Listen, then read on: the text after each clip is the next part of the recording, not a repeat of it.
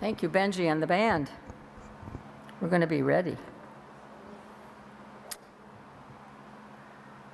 I'm going to move this off of here, John, just so I can use this a bit better.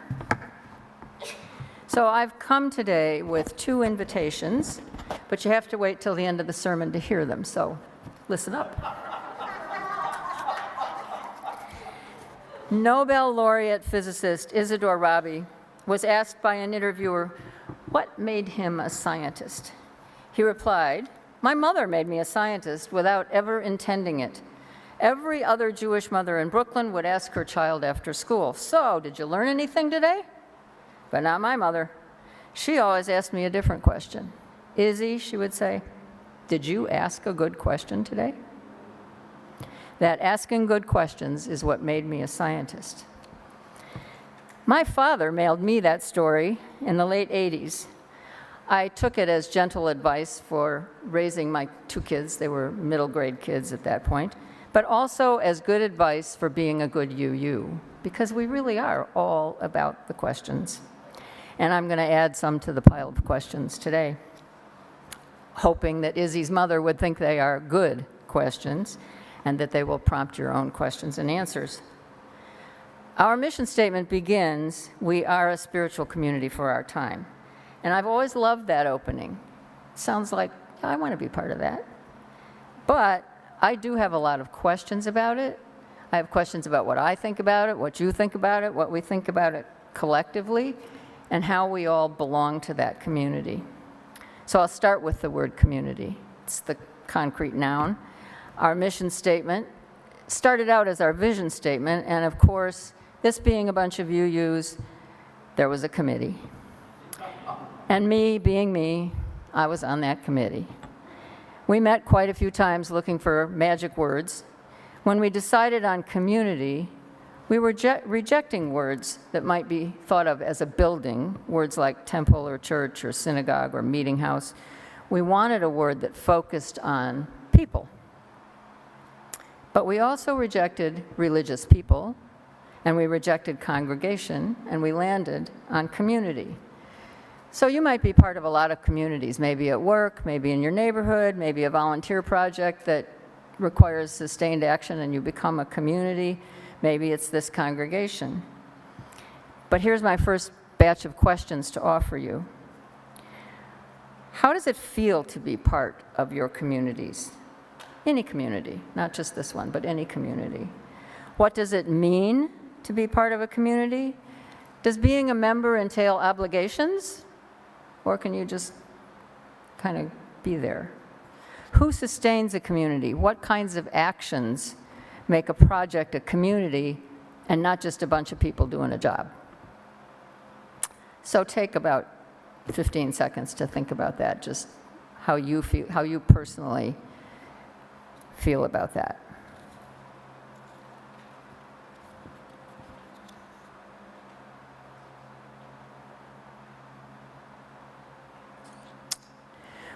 When I think of communities in general, they can be formal, structured, bylaws, dues, or they can be informal. But either way, they are sustained by relationships between and among the people. They need to be flexible to allow people to move in and out of the community itself or in and out of leadership within the community, but still be valued by the community members. But UUCP isn't just a generic, any old community. We are a community, we declare, for our time. So there are a few ways to look at for our time. First, from a personal perspective, I've been a UU a long time. My family moved a lot when I was young, and everywhere we moved, my parents would find the most liberal Protestant congregation they could find. And we finally moved to Madison, Wisconsin, when I was 13. And I guess my parents looked around at our usual suspects. They were usually Methodist or Episcopalian, but they landed on the First Unitarian Society of Madison. I was 13, and that society became my religious home during junior high and high school, those formative years of religious questioning and all that, sitting around and worrying over, is there a God or isn't there a God? And if I don't believe, what happens? And is there a heaven or all those things.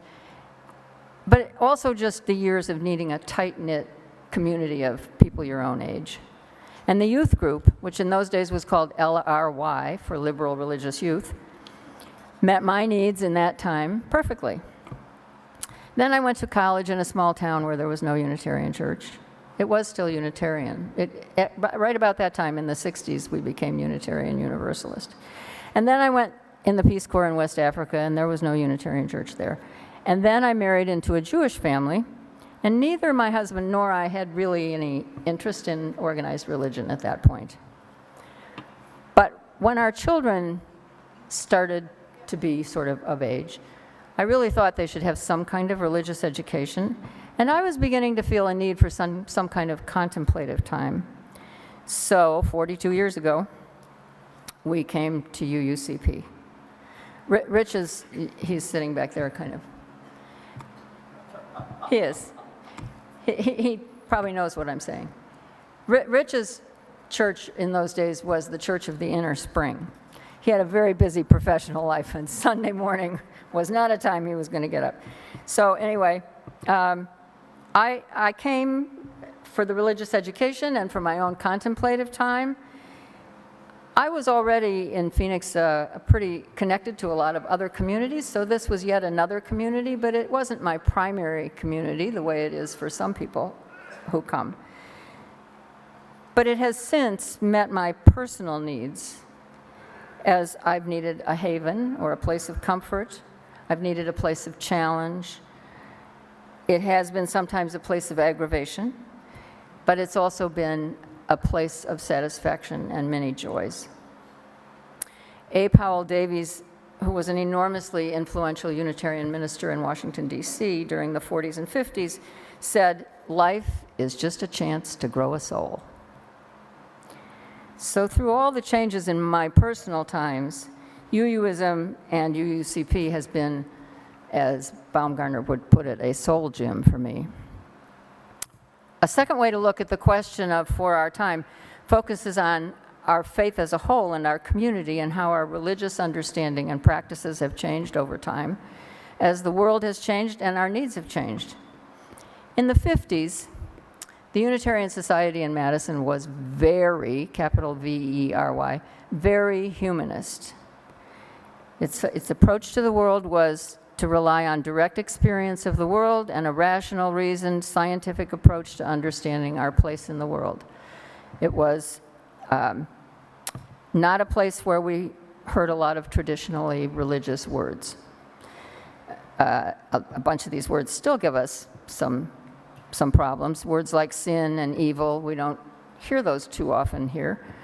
Angels, devil, even forgiveness and spirituality weren't really on the plate, at least not that I remember. Now, remember, I was only 13 when I started, so I might not have absorbed everything.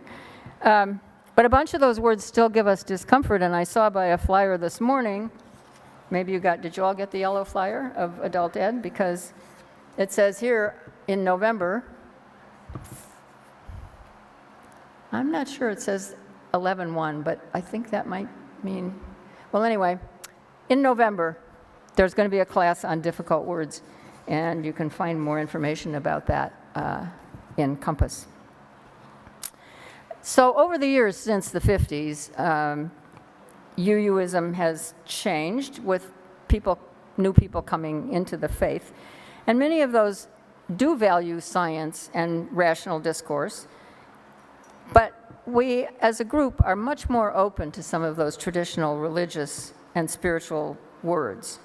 We have grown, as we aspire to do in this congregation, in our inclusivity and our theological diversity. We have changed with our times. But when that committee was talking about what the magic words were, we thought that the For Our Time was really focused on a third way to look at that. We were thinking of the times of the world around us and how we as congregations and as individuals respond to that world. John just listed, 7, 8, 9, 10 ways that we currently respond to that world. In the 50s and 60s, we trained conscientious objectors. We objected to the war. We led civil rights marches. And then came years of focus on women's movement, objecting to nuclear arms. We became a welcoming congregation. We were intensely involved in immigration issues. So we were and will continue to be meeting our time. But here are some questions to think about related to our time. What does or would a community for our time look like to you? What kinds of qualities, characteristics, structures might be needed if we're to live up to this piece of our mission? How would we organize ourselves? What is required of us as individuals and also as a congregation? So again, just take 15 seconds to think about what words come to you about for our time.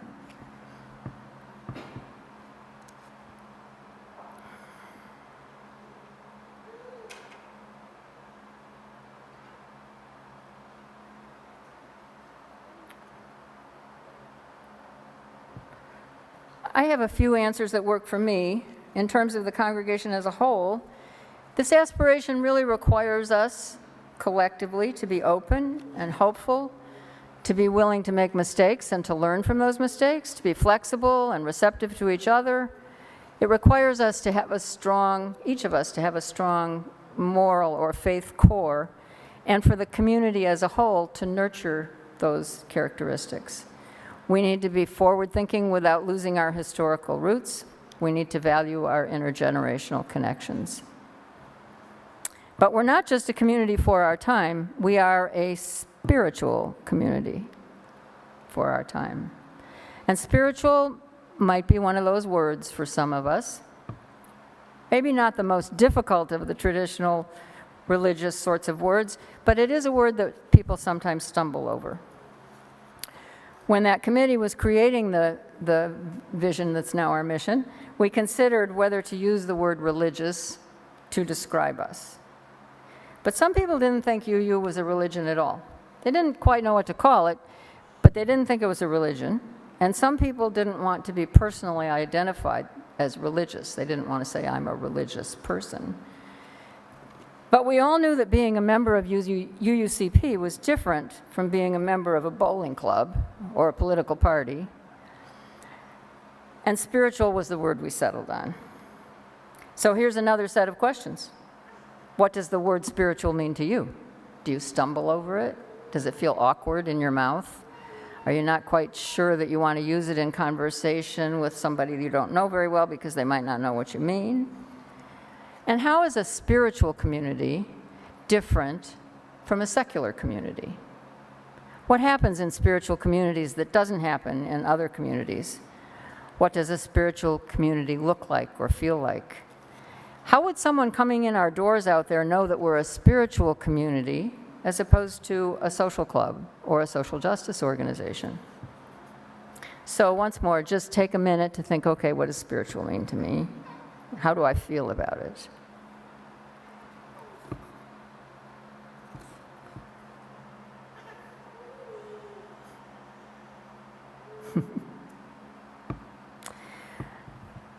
When I became president of this congregation in the 1990s, it wasn't a very peaceful time at UUCP. We were not very good at being a community, never mind a spiritual community. Then Minister Fritz Hudson and I had an initial meeting to talk about our plans for the year and what were some of the things that we needed to address, and being a community was on that list. And when about the time I thought the meeting was over, Fritz looked at me and he said, "How will the coming year of being president be a year of spiritual growth for you?" Well, all I can say is Izzy's mother would have thought that was a really good question because I had no idea what the answer was. I hadn't even thought about that as part of being president of the congregation. I was all about the business and the to-do and the what do we need. But here I am, 30 years later, more or less, still working on my own understanding of the word spiritual and how I move through this world and other worlds in spiritual ways. The question has especially expanded to include what I hope for and long for from UUCP as a spiritual community. In a spiritual community, or a soul gym, I expect people to honor and respect one another, to listen well, speak kindly, care for each other, and be cared for by others. I might hope for those things in the wider world, and sometimes they happen, but here I expect them. And when those expectations are dashed, it's pretty painful. I expect to be challenged and informed and heard on subjects of deepest meaning. And I expect to be engaged with others in searches for understanding of mysteries beyond our understanding. I expect our relationships with each other and the rest of the world to be informed, even led, by our deepest values. In short, my expectations for this community, for you and me and all of us, are really high. So here's the first of the promised invitations. Last year, as Benji said, we had this project that we called the Framework Project, and that wasn't a very exciting or engaging name, but it got us to where the board wanted us to go, which was to develop a decision-making framework based in our mission to help determine how we allocate our resources, what our priorities are, and have a way to look back and say, well, did we do what we think we wanted to do? But now is the time for action to implement the framework, and you're invited into this action. We're not calling it the Framework Project anymore. We're calling this a capital J journey, a journey into our mission. There are going to be straight roads, there are going to be crooked roads, there's going to be dirt roads, there's going to be paved roads, there's going to be bumps and detours, we're going to need rest stops, we're going to need roadside assistance. People are going to make the wrong turns, we're going to get lost, we're going to get tired. The capacity building team is working on developing responses to all those needs. We have a group of people we're calling travel agents, and they are they are people who are there to help with getting lost and needing a rest stop and so on. So we are on this journey together, coming from different directions, and you are invited to join the travelers on these roads beginning today.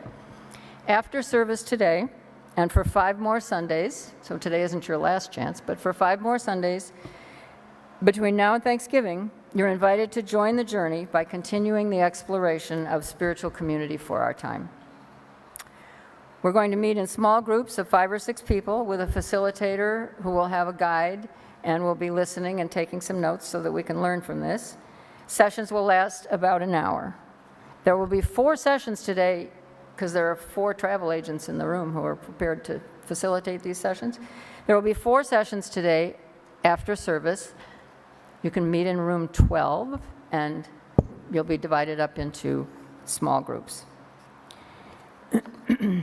We are going to schedule open Zoom sessions. Maybe some of the teams or smaller groups that you might belong to in the congregation would like to have a facilitator come and lead that kind of discussion, and we're ready to arrange that. We'll have informal discussions on the patio or in the Johnson room, and we'll have questions and answer boxes for your input. So keep watching Compass over and over. Keep watching Compass. Everyone's invited to participate. Friends, members, young people, old people, everyone in between. The more voices we hear, the more we're going to understand about what we collectively mean when we say we are a spiritual community for our time. And finally, the second invitation. Today is my husband Rich's and my 56th wedding anniversary. Raise your hand, Rich. He's over here in the blue Hawaii shirt.